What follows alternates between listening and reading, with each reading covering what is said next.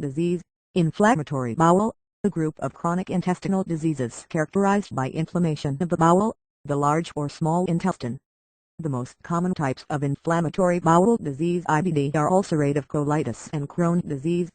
Crohn's disease favors the ileum, the lower part of the small intestine, but can occur anywhere along the intestinal tract, while, by contrast, ulcerative colitis affects the colon, the large intestine alone. The inflammation in Crohn's disease involves the entire thickness of the bowel wall, whereas in ulcerative colitis the inflammation is confined to the mucosa, the inner lining of the intestine. The symptoms of IBD include abdominal pain and diarrhea. The course is typically unpredictable. Symptoms tend to wax and wane, and long remissions and even the spontaneous resolution of symptoms are well known.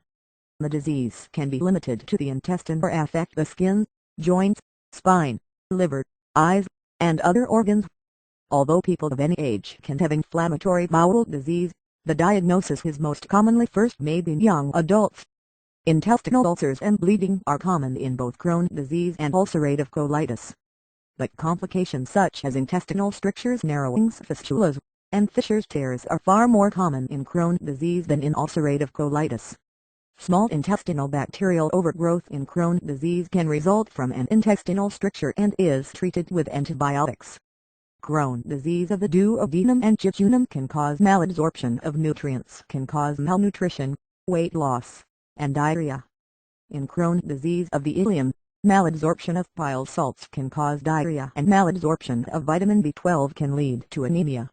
There is an increased risk of colon cancer in ulcerative colitis. Yearly monitoring with colonoscopies and biopsies of the colon for premalignant cells and cancer is recommended for patients after 8 to 10 years of chronic inflammation of the colon. The treatment of IBD involves the use of